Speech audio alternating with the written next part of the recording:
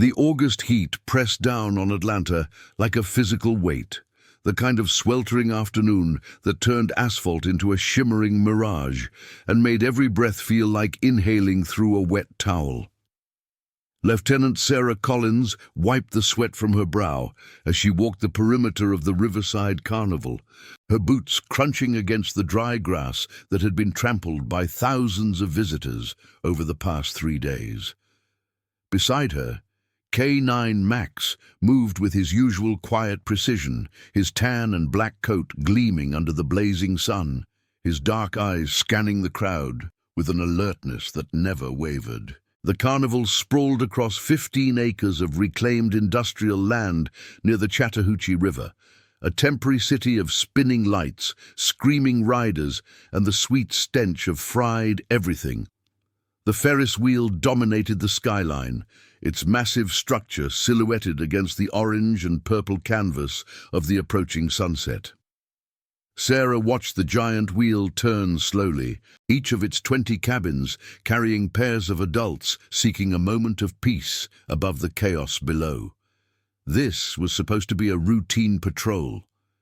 The carnival had requested police presence after a string of pickpocket complaints, and Sarah had volunteered for the assignment. After 3 weeks of intense casework involving a warehouse district murder, she had welcomed something that felt almost like a break. Max needed the change of pace too, she had told herself. But as she moved through the crowds, past the ring-toss booths and the funhouse mirrors, past the carousel with its painted horses frozen in eternal gallop, she could not shake the feeling that something was wrong. Max felt it too. She could tell by the way his ears kept rotating, by the slight tension in his shoulders, by how his nose worked overtime despite the overwhelming assault of carnival smells. 7 years of partnership had taught her to read him like a book, and right now that book was telling her to pay attention.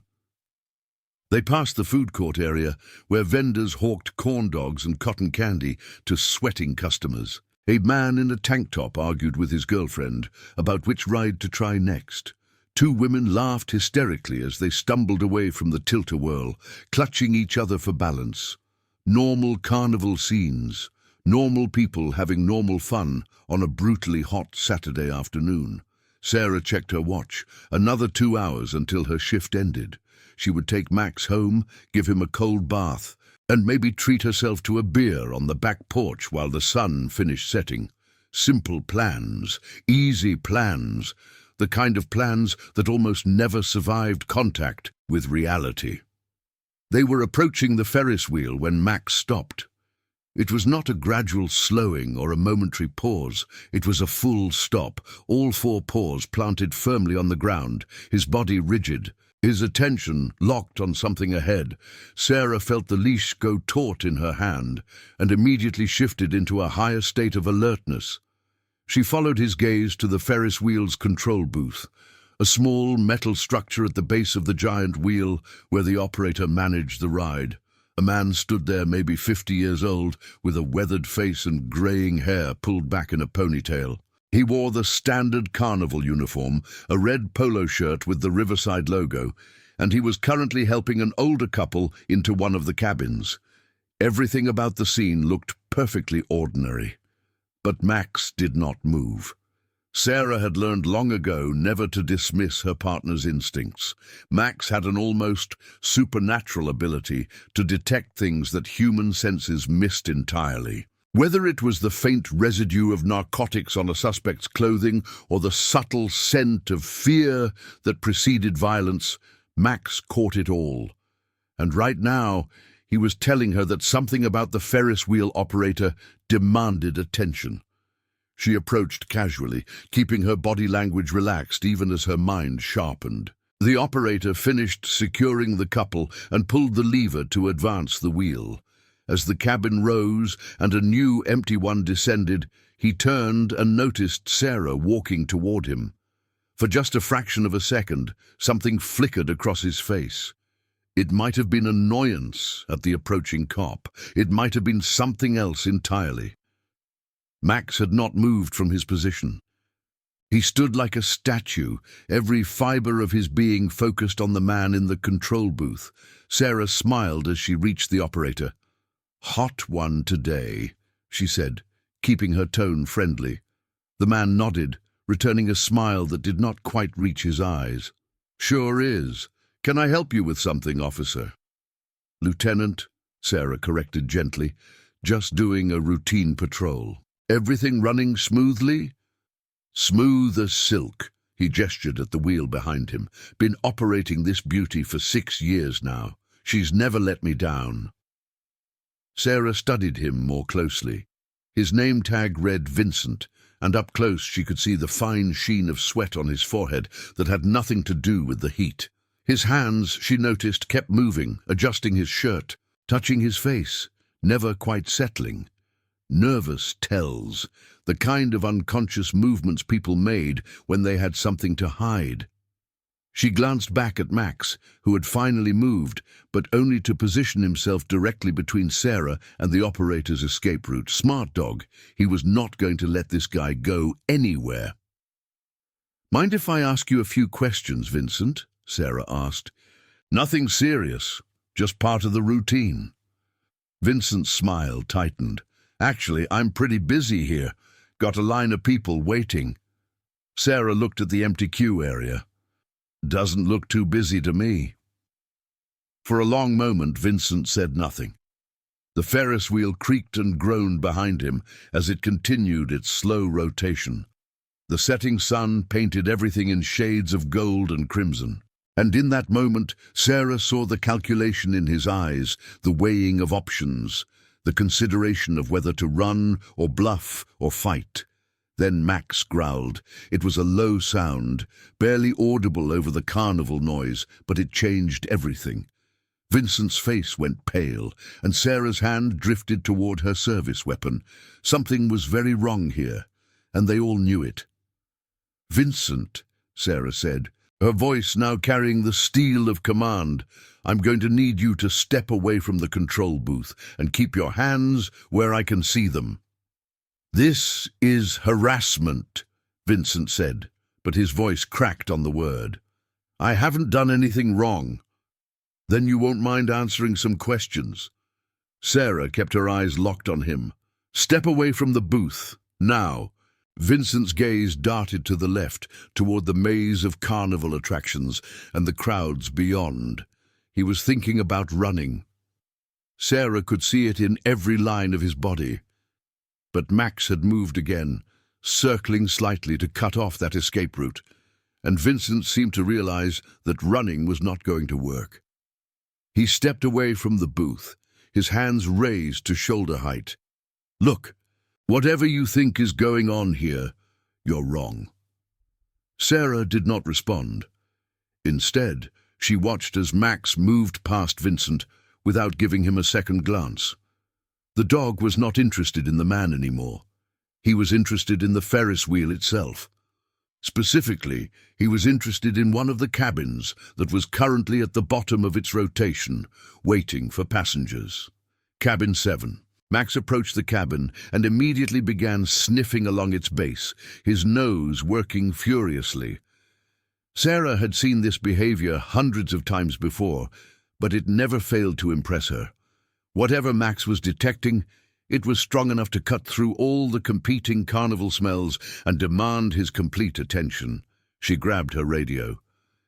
"Dispatch, this is Collins. I need backup at the Riverside Carnival Ferris wheel location. Possible narcotics detection. Suspect is being detained." The radio crackled with acknowledgement as Sarah kept one eye on Vincent and the other on Max. The dog had moved underneath the cabin now, his body half hidden beneath the metal structure.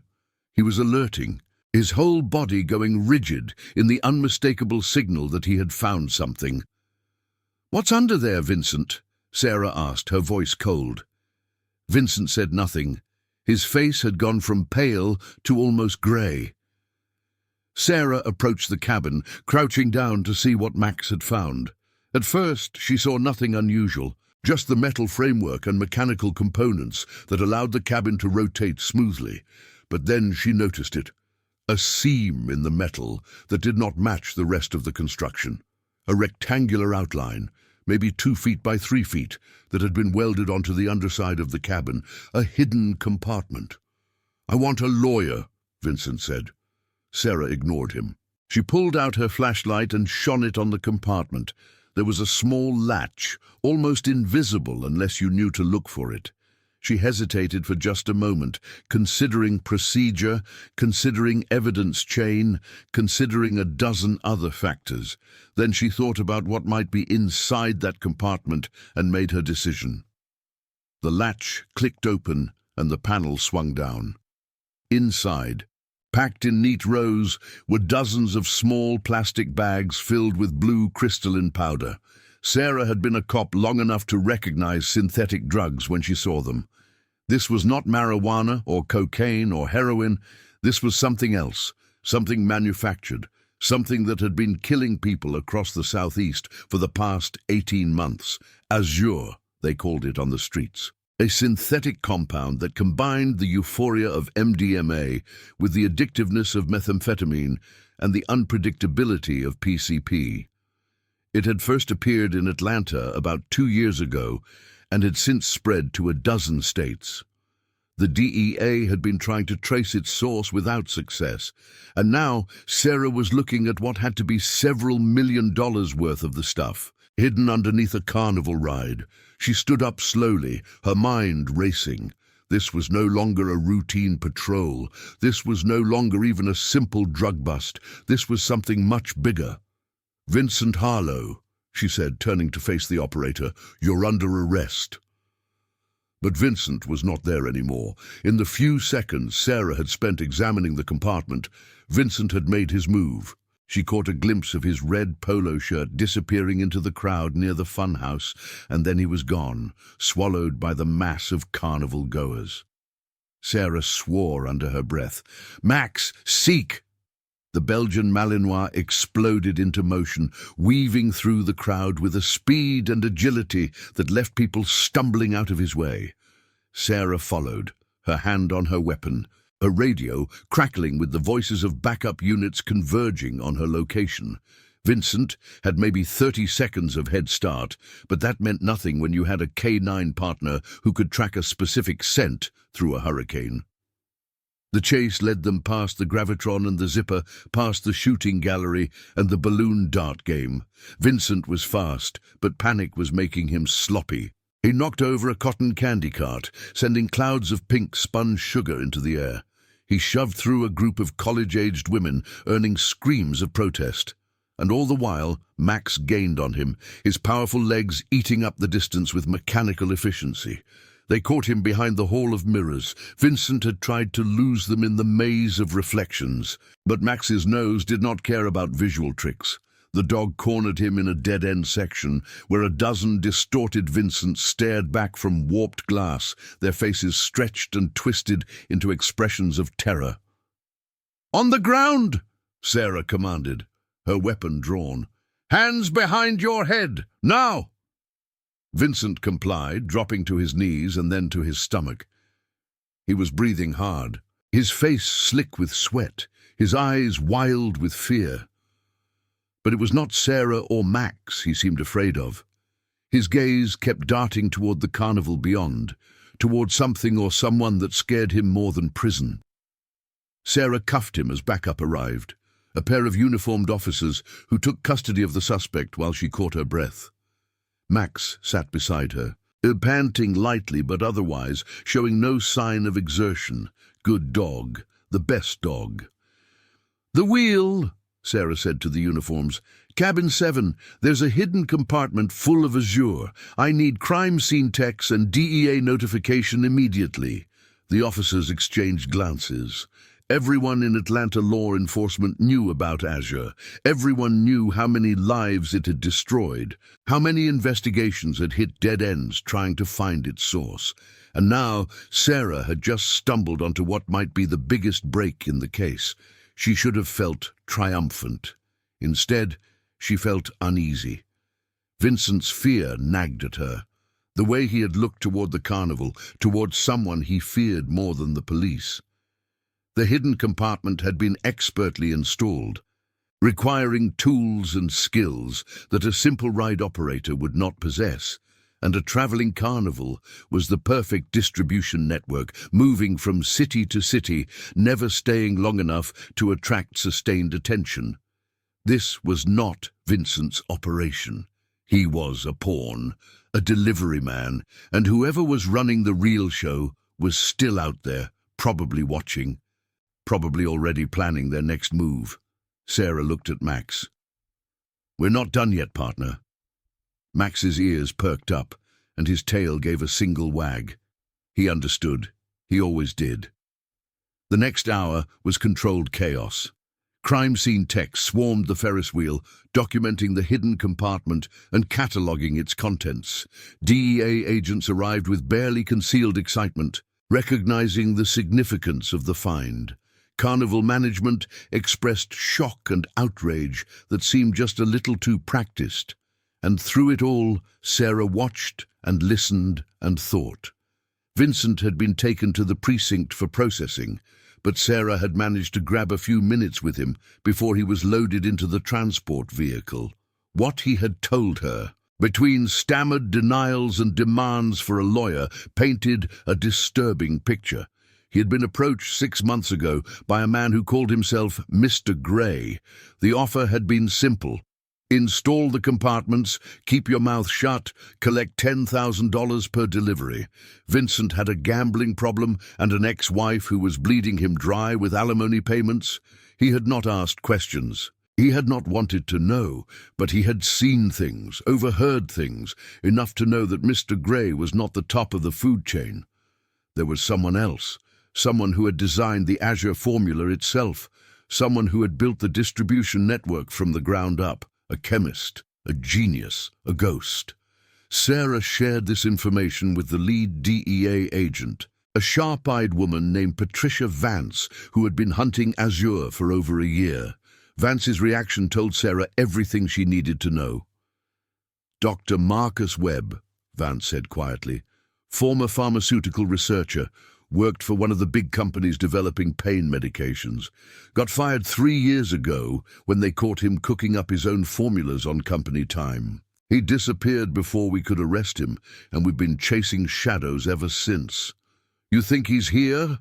At the carnival?" Vance looked at the Ferris wheel, at the hidden compartment being photographed and measured by techs in latex gloves. "This has his signature all over it. The precision of the compartment installation, the quality of the product. Webb is a perfectionist. He doesn't trust anyone else to maintain his standards." She paused.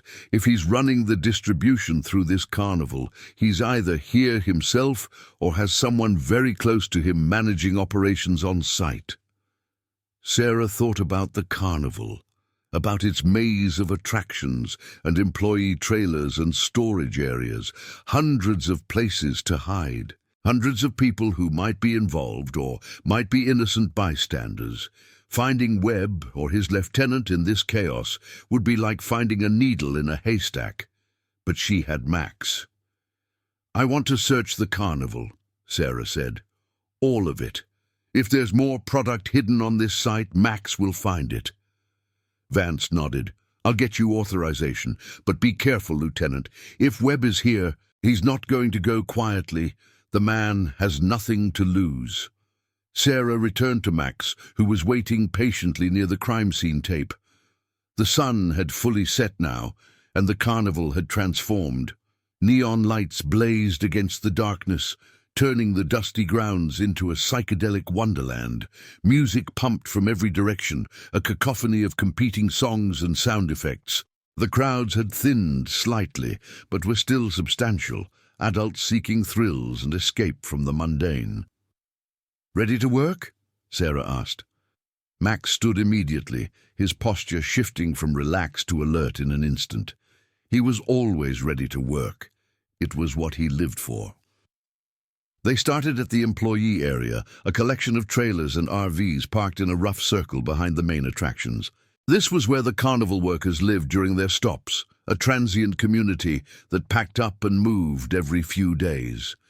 Sarah showed her badge to the security guard at the entrance. a heavy-set man with tattoos covering both arms. "DEA-authorized search," she said. "I need access to all trailers." The guard looked like he wanted to argue, but something in Sarah's expression changed his mind. He stepped aside, and Sarah and Max entered the employee area. The first few trailers yielded nothing. Cramped living spaces filled with the detritus of life on the road. Clothes and dishes and photographs of family members left behind. Max sniffed everything thoroughly but showed no signs of alerting. These were just people trying to make a living, not drug traffickers. But the seventh trailer was different. It was larger than the others, a sleek airstream that looked almost new. Unlike the worn and weathered homes of the other workers, this one gleamed under the security lights, and when Max approached its door, he went rigid. Sarah drew her weapon. "This is the police. Anyone inside, come out with your hands up." Silence. She tried the door. Locked. She could get a warrant, go through proper channels, do everything by the book. But Max's alert was probable cause, and her instincts were screaming that time was running out. Every minute she delayed was another minute for evidence to disappear. She kicked the door in. The trailer's interior was not a living space. It was a laboratory, compact and efficient. It held equipment that Sarah recognized from drug raid briefings, beakers and burners and chemical storage containers, all arranged with obsessive precision. This was where the Azure was made, or at least refined and packaged for distribution. But there was no one inside. Sarah moved through the lab carefully, Max at her side. On a small desk, she found a laptop that was still warm to the touch. Whoever had been here had left recently, probably when the commotion at the Ferris wheel began. She bagged the laptop for evidence and continued searching. In a hidden drawer beneath the desk, she found a leather notebook filled with handwritten notes, chemical formulas, distribution schedules, names and dates that would take weeks to fully decode. But one page caught her attention immediately. A list of cabins on the Ferris wheel, each one numbered and annotated with dates and destinations. Cabin 7 was just one of 20 drop points. The entire Ferris wheel was a distribution hub, and it had been operating for months. The notebook also contained a name that was not Mr. Gray or Dr. Webb, a name that sent a chill down Sarah's spine. Raymond Cross, the owner of Riverside Carnival. Sarah grabbed her radio. "Dispatch, this is Collins. I need immediate backup at the Carnival owner's location. Raymond Cross is a suspect in the Azure distribution network. Consider him dangerous." The radio crackled with confusion. Officers had been focused on the Ferris wheel and the employee area. No one had thought to watch Cross himself, because no one had known. Sarah burst out of the trailer with Max on her heels. The Carnival's main office was located in a large tent near the front entrance, a temporary structure that served as Cross's headquarters during stops. It was a 5-minute walk at normal pace, but Sarah covered the distance in 2, weaving through crowds and jumping over cables. She arrived to find the tent empty. Papers were scattered across the desk. A safe in the corner stood open, its contents cleaned out, and through the back flap, she could see a pair of taillights disappearing down the service road that led away from the carnival. Cross was running. Sarah sprinted to her patrol car, Max leaping into the back seat with practiced ease. She hit the lights and sirens and tore after the fleeing vehicle, calling in the pursuit as she drove. The service road was rough and unlit, more suited for delivery trucks than high-speed chases. Sarah's patrol car bounced and shuddered as she pushed it to its limits, keeping the distant taillights in view. Cross was driving a large SUV, and he knew these back roads better than she did. Every turn threatened to lose her. But Sarah had one advantage Cross did not know about. All units suspect is heading northwest on Riverside Service Road, requesting aerial support and roadblock at Highway 78 intersection. The radio exploded with responses. Units were converging from multiple directions. A helicopter was being scrambled. Cross was driving into a net, even if he did not know it yet. The SUV suddenly veered off the road, crashing through a chain-link fence and onto an abandoned industrial property. Sarah followed, her patrol car's suspension screaming in protest. They were in a maze of old warehouses now, dark shapes looming against the night sky. Cross's SUV skidded to a stop near a loading dock. The driver's door flew open, and Sarah saw him for the first time. A tall man in his 60s, with silver hair and the build of someone who had once been athletic but had let it go to seed. He was carrying a briefcase in one hand and a gun in the other. Sarah slammed on the brakes and threw herself out of the car. "Raymond Cross, drop the weapon!" Cross turned toward her, his face twisted with rage and fear. "You have no idea what you've stumbled into, Lieutenant, no idea at all. I know about Webb. I know about the Azure. I know about the Ferris wheel compartments. It's over, Cross. Drop the gun." Cross laughed, but there was no humor in it. "Over? This is just the beginning. Do you think we're alone? Do you think this is some local operation you can wrap up with a few arrests?"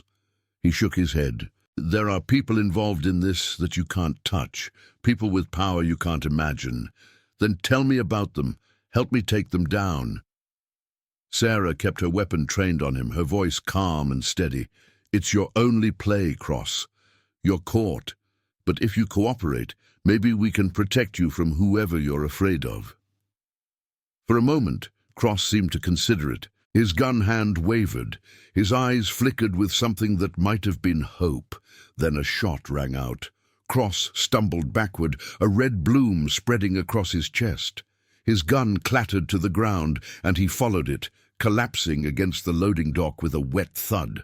Sarah spun, her weapon seeking a target. The shot had come from somewhere above, from one of the warehouse rooftops. She caught a glimpse of movement, a shadow detaching itself from darkness and disappearing over the roof's edge. "Officer down! Officer down!" She was screaming into her radio even as she rushed to Cross's side. "Suspect has been shot by unknown sniper. I need paramedics at my location immediately." Cross was still alive, but barely. His breath came in wet, ragged gasps. His eyes found Sarah's face and held on with desperate intensity. "Webb," he whispered. "Clean up, always. Clean up." He coughed, blood flecking his lips. "The chemist. He's still at the carnival, hiding, in plain sight." "Where? Cross? Where is he hiding?" But Cross was gone, his eyes going glassy and his body going limp. Sarah swore and looked around wildly, searching for any sign of the sniper. Nothing. Whoever had taken the shot had vanished like smoke. Max was growling, his attention fixed on the direction the sniper had fled. Sarah trusted his instincts, but she could not leave a crime scene to chase a ghost in the dark. Backup was arriving, sirens wailing in the distance. She needed to secure the area and process what had happened. But Cross's words echoed in her mind. Webb was still at the carnival, hiding in plain sight. She looked at Max. "We're going back, partner. The real target is still out there." 20 minutes later, Sarah was back at the Riverside Carnival. The news of Cross's death had spread through the law enforcement presence, casting a pall over what had initially seemed like a successful operation. DEA agent Vance met Sarah at the entrance, her face grim. "Someone is cleaning house," Vance said. "Cross was a liability, so they eliminated him. Webb might be next on the list." "Or Webb might be doing the eliminating," Sarah countered. "Cross said he was at the carnival, hiding in plain sight." Vance frowned. "We've searched the entire site. Every employee has been accounted for and questioned. If Webb was here, he's gone now." Sarah shook her head. "Max alerted on that lab trailer. Whoever was using it left in a hurry when we found the Ferris wheel compartment. They didn't have time to get far." "So what are you suggesting?" Sarah looked at the carnival around her, at the rides that were now shut down and the lights that had been turned off. The crowds had been cleared, replaced by crime scene techs and uniformed officers. It looked abandoned, ghostly, a playground turned graveyard. I'm suggesting that Webb is still here, somewhere we haven't thought to look. And I'm suggesting that Max is the only one who can find him. Vance considered this for a long moment. Then she nodded. Do it, whatever you need. Sarah and Max began their search at the Ferris wheel and worked outward in a spiral pattern. The drug compartments had been removed from all the cabins, but Max was not looking for drugs now. He was looking for the scent he had picked up in the lab trailer, the unique combination of chemicals and human that marked Dr. Marcus Webb. They moved past the carnival games, their colorful prizes hanging limp and lifeless in the still air, past the food stalls with their shuttered windows and cold grills, past the tilt-a-whirl and the scrambler and the bumper cars, all frozen in poses of interrupted motion. Max alerted near the haunted house. It was one of the larger attractions, a two-story structure designed to look like a decrepit mansion. During operating hours, it would have been filled with fog machines and strobe lights and actors in monster costumes. Now it stood dark and silent, a genuine haunted house in all but name. Sarah drew her weapon and approached the entrance. This is the police. Anyone inside? Come out with your hands up. Nothing, just the creak of settling wood and the distant wail of sirens. She entered with Max at her side, her flashlight cutting through the darkness. The haunted house was a maze of corridors and rooms, each one designed to deliver scares to paying customers. Fake cobwebs hung from the ceiling, rubber bats dangled on strings, animatronic monsters stood frozen in mid-lunge. Max moved through the space with purpose, ignoring the theatrical elements and focusing on the scent trail. He led Sarah deeper into the attraction, past the vampire's lair and the mad scientist's laboratory, past the cemetery with its foam headstones and the torture chamber with its rubber chains. They reached a door marked "Employees Only." Max sat, his alert signal. Sarah tried the handle, unlocked. She pushed the door open slowly, her weapon leading the way. The room beyond was not part of the haunted house experience. It was a control room of sorts, filled with monitors and electrical panels that operated the attraction's various effects. And in the corner, hunched over a laptop computer, was a man Sarah had only seen in DEA briefing photos, Dr. Marcus Webb.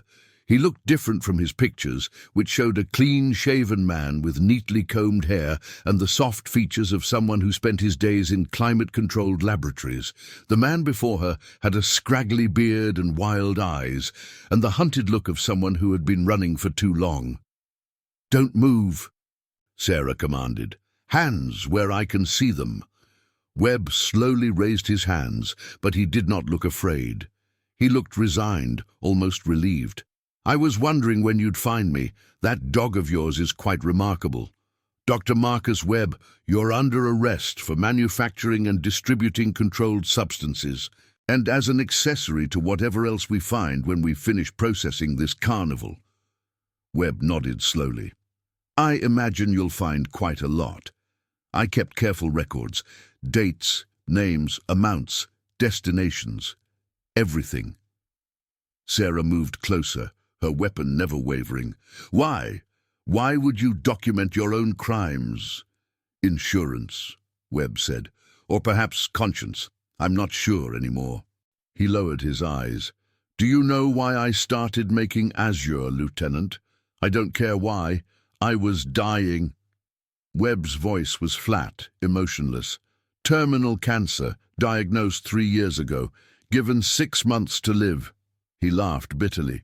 "That was 3 years ago. The treatments I developed for myself actually worked, but by then I had already made deals with devils. Cross. The people above Cross. Once you're in, there's no getting out." Sarah was not moved.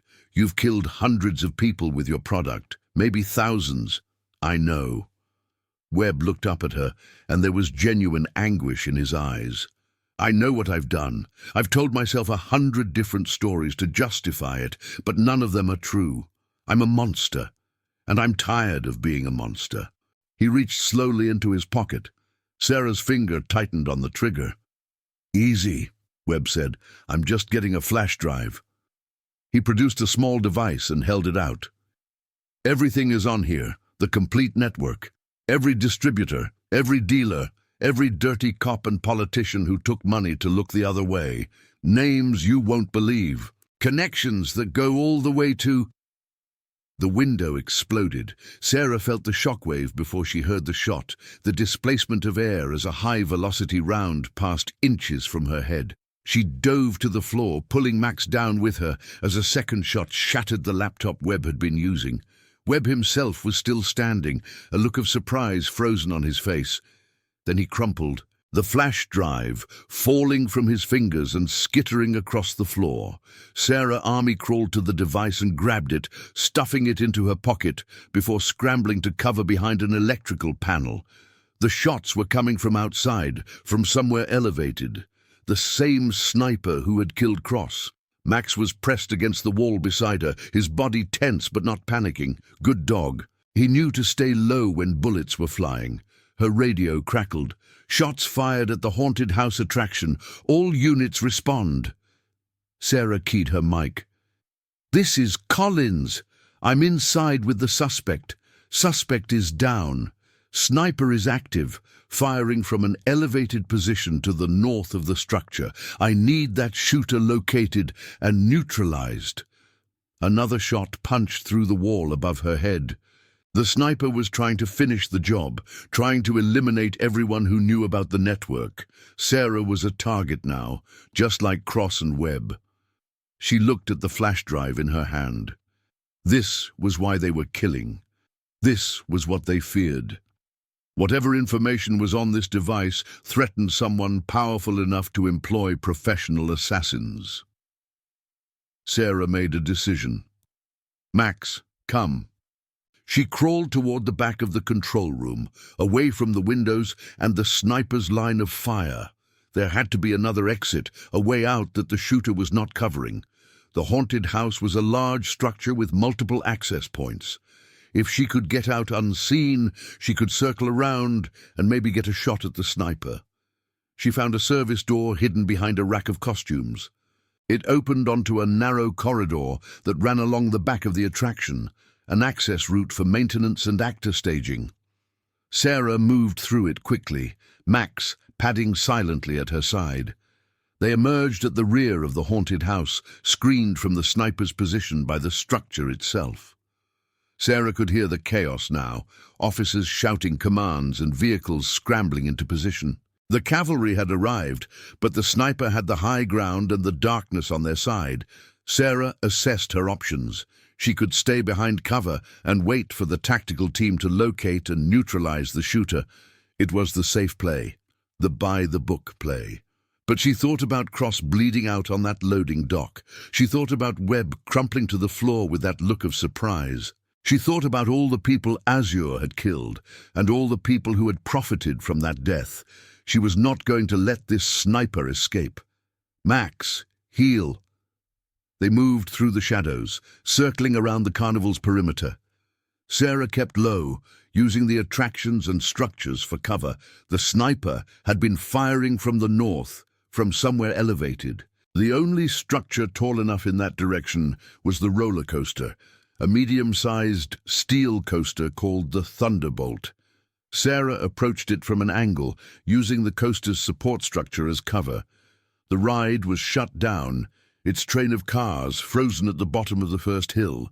She could see the track climbing up into the darkness, a lattice of steel and crossbeams that reached maybe 60 feet at its highest point. Movement near the top of the first hill. Sarah saw the sniper for just a moment, a dark shape repositioning against the night sky. They were using the roller coaster's structure as a shooting platform, and they had probably been up there since the operation began, watching and waiting for their moment to strike. She could call it in, wait for backup, do the smart thing, but the sniper was already packing up their rifle. In another minute, they would be down the coaster and gone. Sarah started climbing. The roller coaster's support structure was not designed for humans to climb. But it was possible if you were desperate or determined, or both. Sarah pulled herself up the steel beams, her hands slick with sweat and her arms burning with effort. Max waited at the bottom, understanding that this was something his human had to do alone. The sniper did not see her coming. Sarah reached the top of the first hill just as the shooter finished stowing their rifle in a carrying case.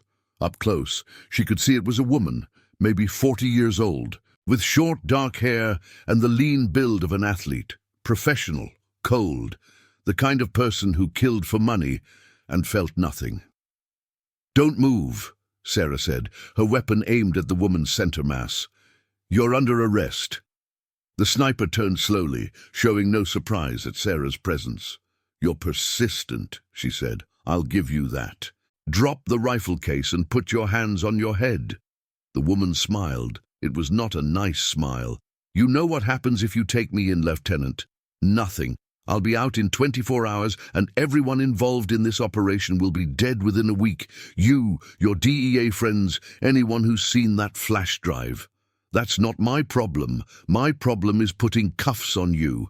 Ah, but it is your problem." The sniper's eyes glittered in the darkness. "Because I'm not the only one. There are others, already in position, already watching. You might get me, but you'll never get all of us." It was a bluff. It had to be a bluff. But Sarah felt a chill run down her spine nonetheless. The sniper moved.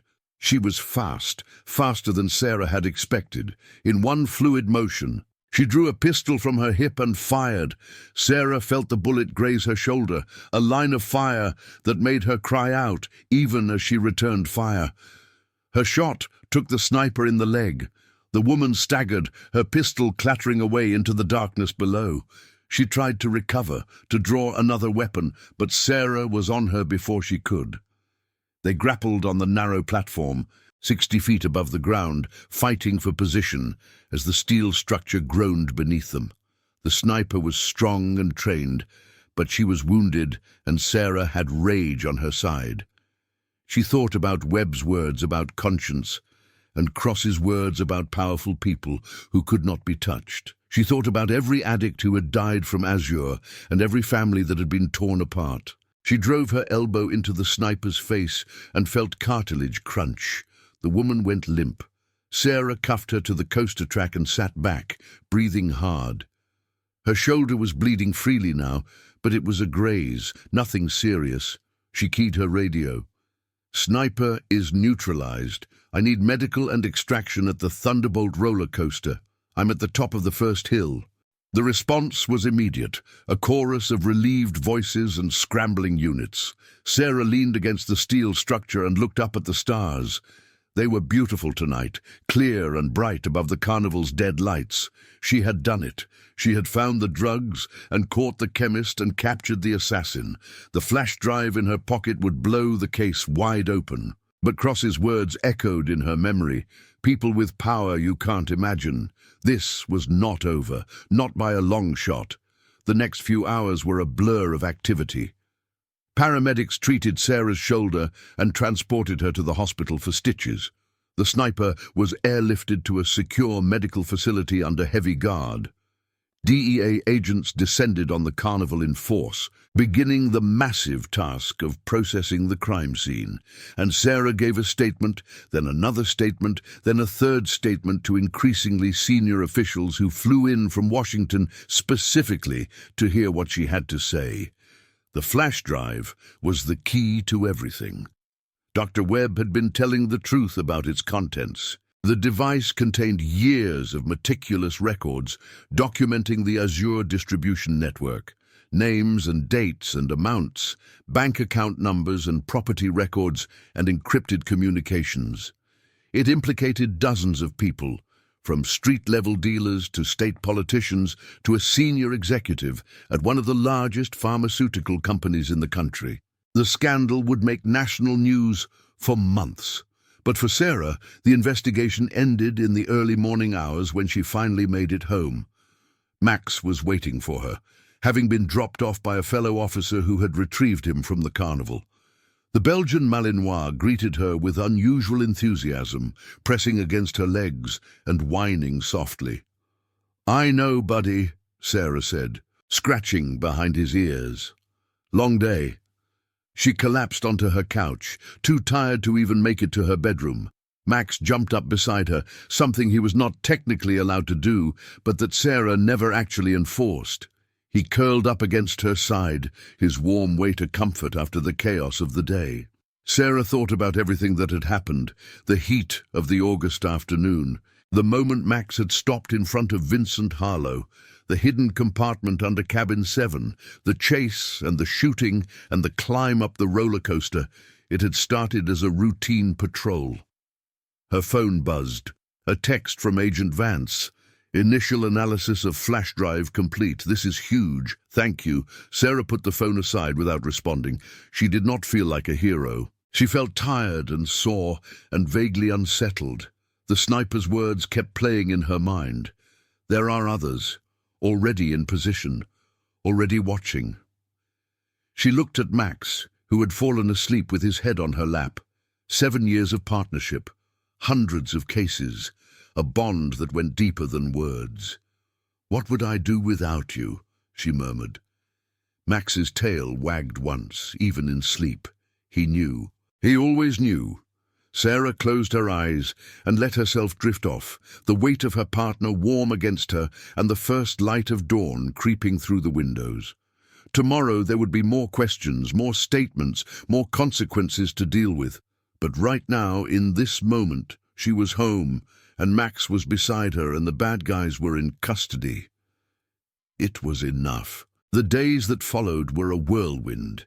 The Azure case became the biggest drug bust in Atlanta history, a headline that dominated the news cycle for weeks.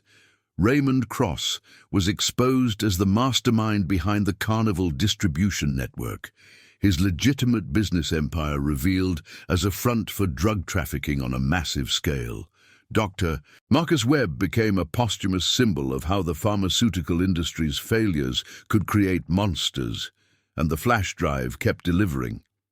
Every day brought new arrests, new revelations, new evidence of corruption that reached into places no one had suspected.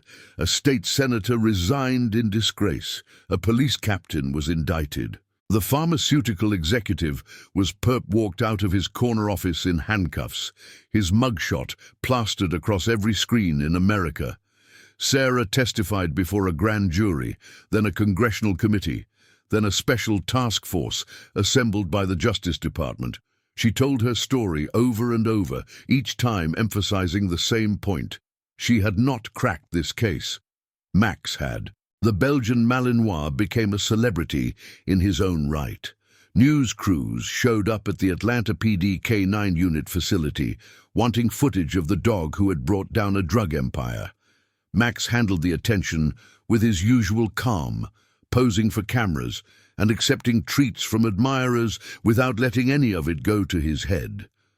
But Sarah knew that fame was fleeting and cases were eternal. Even as the Azure investigation wound down, other cases demanded attention.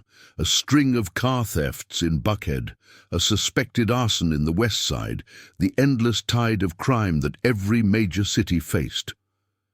3 weeks after the carnival, Sarah and Max were back on patrol, working the night shift in a rough neighborhood near the airport. The August heat had given way to the slightly less brutal warmth of early September, and the streets were alive with the sounds of late summer. They were checking out a suspicious vehicle report when Sarah's phone rang. "Collins, Lieutenant." The voice on the other end was Agent Vance. "I wanted you to hear this from me before it hits the news." Sarah's grip tightened on the phone. "What is it?" "The sniper. The one you captured at the carnival. She was found dead in her cell this morning, apparent suicide, but—" Vance paused. "Nobody believes that." Sarah felt cold despite the warm night. "They got to her." "We think so, which means they're still out there. The network is larger than what we uncovered. The flash drive was comprehensive, but it wasn't complete. There are players we haven't identified yet, and they're cleaning up loose ends. Yes. Vance's voice was heavy. I wanted to warn you. You're a high-profile figure in this case now. If they're willing to kill their own assassin to prevent her from talking, they might be willing to target you too. Sarah looked at Max, who was watching her with his head tilted, sensing her tension. I appreciate the warning, but I'm not going to hide. I didn't think you would. There was something like admiration in Vance's tone. Just watch your back, Lieutenant, and trust that dog of yours. He seems to know things the rest of us miss. Sarah ended the call and stood in the warm darkness, thinking. The sniper was dead, the network was still active, and she was a target. She should have been afraid, maybe a part of her was, but a larger part felt something else entirely. Determination. The people behind Azure thought they were untouchable, that they could kill with impunity and buy their way out of consequences. Sarah had already proven them wrong once. She would prove them wrong again. Come on, Max, she said. We've got work to do. They returned to patrol, moving through the neighborhood with renewed purpose. The night was quiet, but Sarah knew that quiet could be deceptive. Danger lurked in shadows, in places you least expected. That was the nature of the job. Around midnight, they responded to a disturbance call at a bar near the industrial district. The place was called Mickey's, a dive that catered to truckers and shift workers and people who wanted to drink without being bothered. Sarah had been there before on various calls, and it was usually nothing serious. Tonight was different. She knew something was wrong the moment she stepped through the door. The bar was nearly empty, only a handful of patrons scattered at tables. The bartender, a grizzled man with a handlebar mustache, looked nervous, and in the back corner, a group of 4 men sat in perfect silence, watching Sarah with cold, calculating eyes. Max growled low in his throat. Sarah's hand moved to her weapon, but she kept her voice casual. Got a report of a disturbance. Everything okay here? The bartender opened his mouth to speak, but one of the men in the corner stood up before he could. Everything's fine, Lieutenant Collins. The man smiled, but it did not reach his eyes. He was tall and well-dressed, with the polished look of someone who had money and knew how to use it. Just having a quiet drink with some friends. Sarah did not recognize him, but he clearly recognized her. That was a bad sign. You know my name, she said. Care to share yours? My name doesn't matter. The man took a step toward her. What matters is the message I'm here to deliver. Max's growl intensified. Sarah felt the dog pressing against her leg, ready to spring. And what message would that be? The man's smile widened. The same message we delivered to Ingrid. The same one we would have delivered to Dr. Webb if you hadn't found him first. He spread his hands. There are forces in this world larger than you can imagine, Lieutenant. Forces that have existed for decades, that move money and power and influence in ways that don't appear on any official record. The Azure network was a small piece of a much larger picture. Is this a confession? This is an invitation. And the man reached into his jacket, moving slowly so as not to trigger Sarah's reflexes. He produced a business card and held it out. Your talents are wasted in the Atlanta PD. The people I represent could use someone like you, someone resourceful, someone who knows how to get results. Sarah stared at the card without taking it. You're trying to recruit me? After everything that's happened, we prefer to think of it as offering an opportunity, one that comes with significant financial rewards and the chance to be on the winning side. The man shrugged. Or you can continue as you are, fighting a war you can never win, waiting for the day when we decide you're more trouble than you're worth. That sounds like a threat. It's a reality check. The man tucked the card back into his jacket. Think about it, Lieutenant. We're not unreasonable people. We simply ask that you stop interfering in matters that don't concern you. Sarah felt something shift inside her. Not fear, not uncertainty, just a cold, clear certainty about who she was and what she stood for. "Here's my counter-offer," she said. "You and your friends leave this bar, leave this city, and never come back. Because if I see any of you again, if I even suspect that you're involved in anything illegal within my jurisdiction, I will make it my personal mission to dismantle everything you've built. I did it once. I'll do it again." The man's smile faded. "You're making a mistake. Maybe, but it's my mistake to make." For a long moment, the bar was silent. The men in the corner had risen from their seats, their postures tense and ready. Sarah knew she was outnumbered, knew that if things went sideways, she would be in serious trouble. But she had Max, and she had the certainty that some things were worth fighting for, even against impossible odds.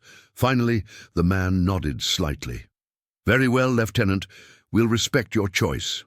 He moved toward the door, his companions falling in behind him. "But remember, choices have consequences, and this one will have plenty." He left without another word, the door swinging shut behind him. Sarah stood in the empty bar, her heart pounding and her hands steady. The bartender was staring at her with wide eyes. The few remaining patrons had wisely decided to find somewhere else to be. Max pressed against her leg again, and she reached down to stroke his head. "Good boy," she murmured. "We showed them, didn't we?" Max's tail wagged.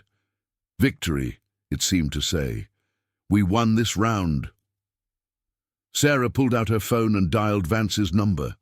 The agent answered on the second ring. "They made contact," Sarah said. "Tried to recruit me. When that didn't work, they tried to intimidate me. Are you okay?" Sarah looked around the empty bar, at the door the men had exited through, at the darkness beyond. "I'm fine," she said. "But I think we need to talk about the bigger picture. Whatever this network is, it's not just about drugs.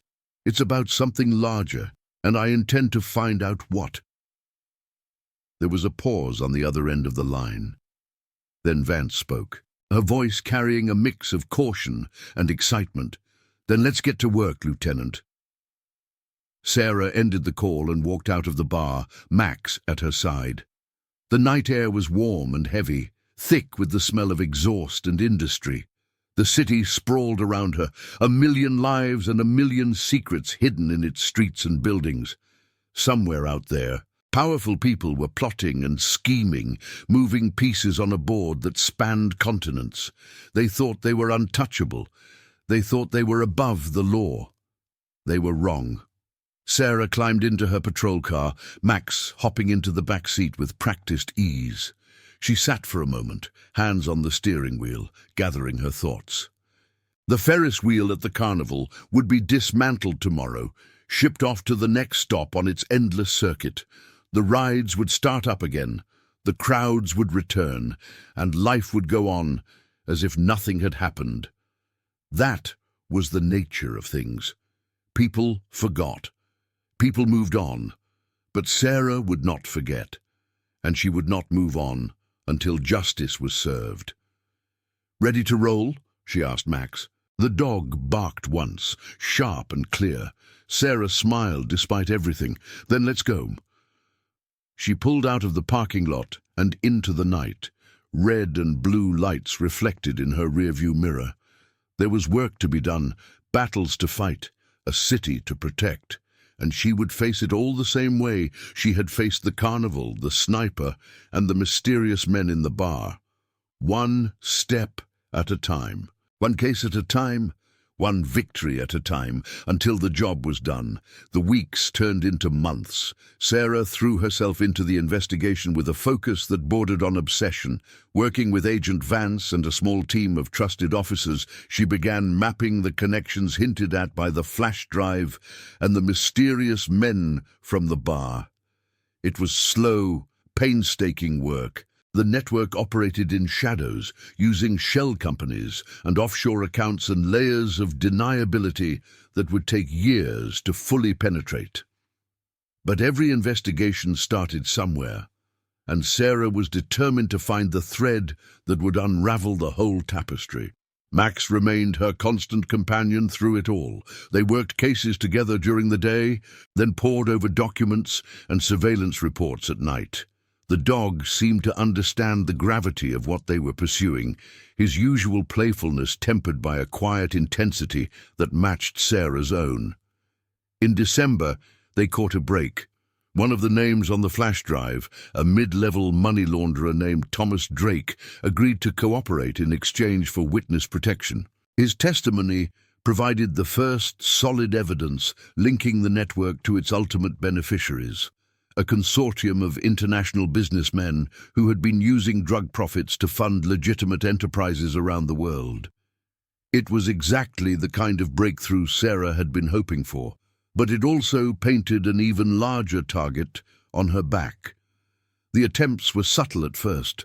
Her home computer was hacked, her personal files accessed, her credit cards were compromised. Strange vehicles appeared on her street, watching her movements without making any overt threats. Sarah responded by strengthening her security and varying her routines.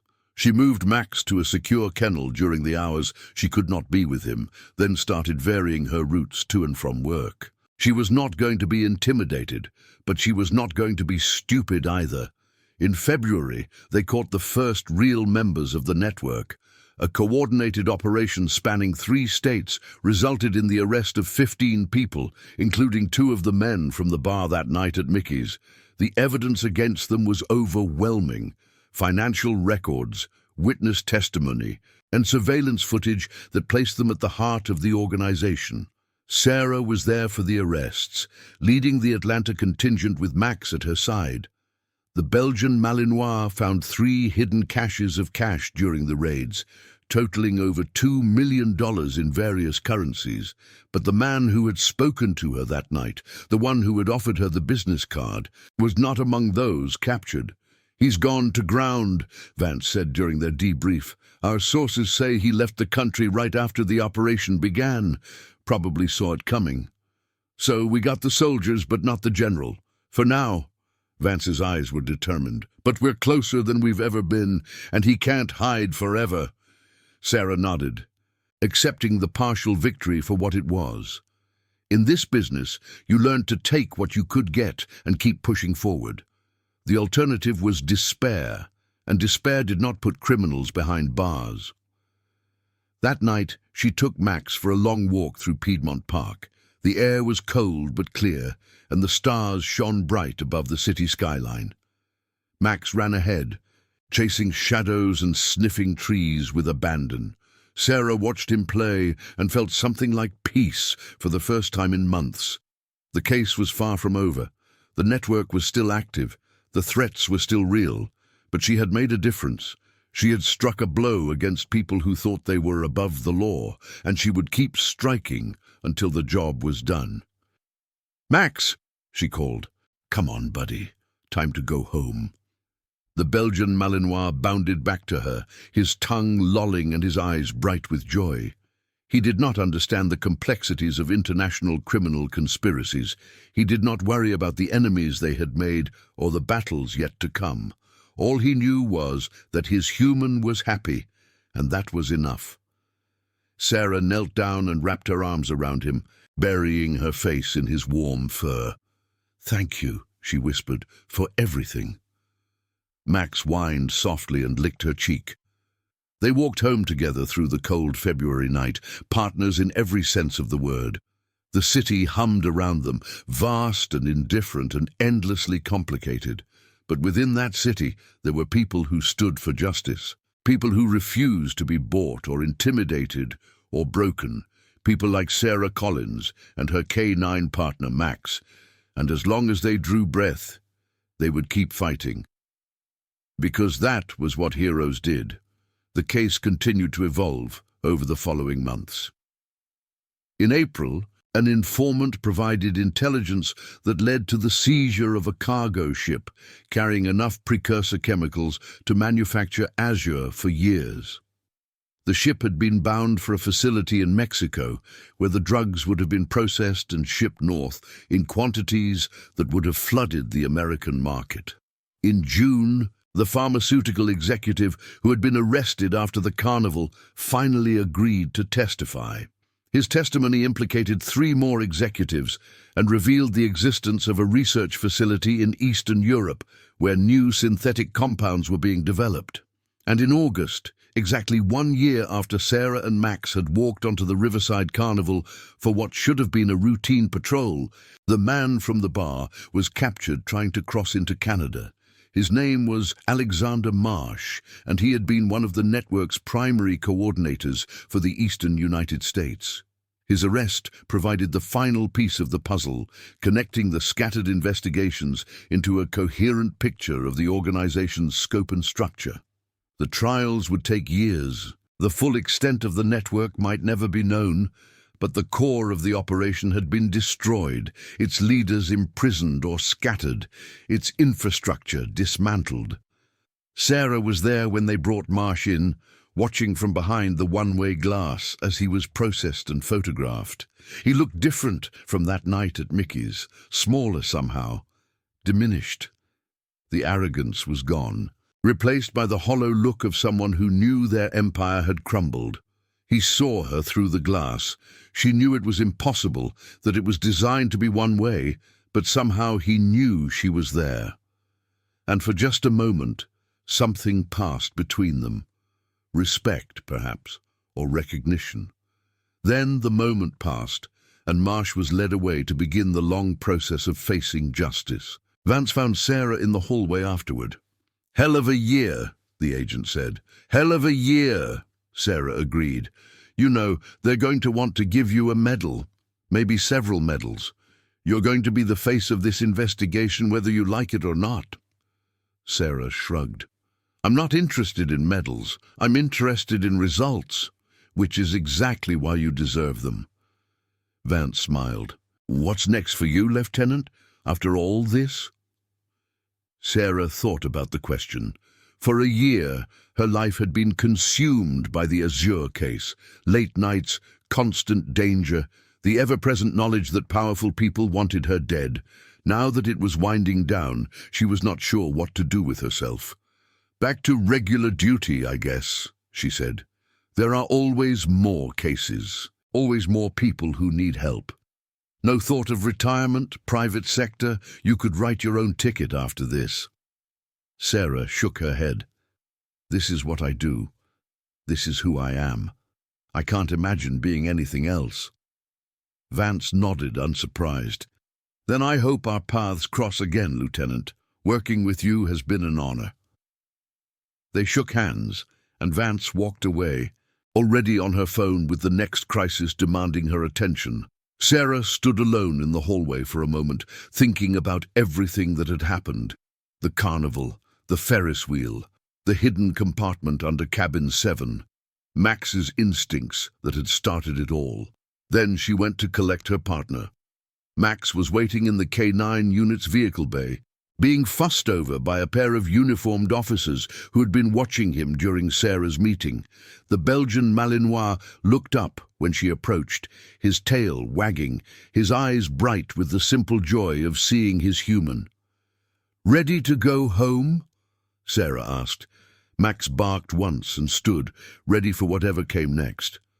They walked out of the building together, into the warm August evening. The sun was setting over Atlanta, painting the sky in shades of orange and gold. Somewhere in the city, people were going about their lives, unaware of the battles that had been fought on their behalf. Sarah took a deep breath and let it out slowly. The air smelled like summer and possibility. "1 year," she said to Max. "Can you believe it's been a year?" Max tilted his head, not understanding the words, but responding to the emotion behind them. Sarah smiled and scratched behind his ears. "Come on, buddy. Let's go home."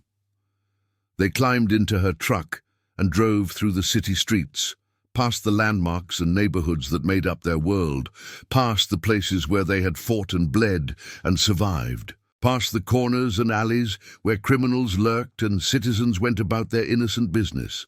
Atlanta was not a perfect city. It had its share of problems, its dark corners and dangerous streets. But it was their city, and they had dedicated their lives to protecting it. The road ahead was uncertain. There would be new cases, new challenges, new enemies to face. The network they had dismantled was only one of many criminal organizations that preyed on the innocent. The fight for justice was endless, a war that could never truly be won. But Sarah did not need to win the war. She only needed to win each battle as it came, one case at a time, one victory at a time, one day at a time. And with Max at her side, she knew she could face whatever came. The sun finished setting as they pulled into Sarah's driveway. The house was modest but comfortable, a refuge from the chaos of the job. Sarah parked and sat for a moment, watching the last light fade from the sky.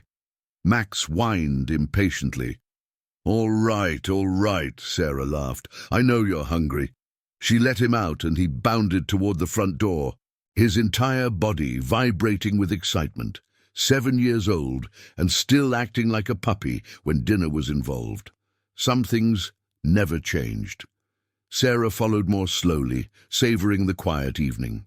Tomorrow there would be paperwork and debriefs, and probably more interviews about the case. Tomorrow the machinery of justice would grind forward, processing the criminals she had helped capture. But tonight was for rest. Tonight was for healing. Tonight was for remembering why she did this job in the first place. She unlocked the door, and Max burst inside, heading straight for his food bowl. Sarah watched him with a fondness that went beyond words. He was more than a partner, more than a colleague, he was family. "What do you say we take a few days off?" she asked. "Go somewhere quiet, maybe hit the beach." Max looked up from his bowl, kibble scattered around his muzzle, and barked his approval. Sarah smiled. "Then it's a date." She walked to the window and looked out at the city beyond.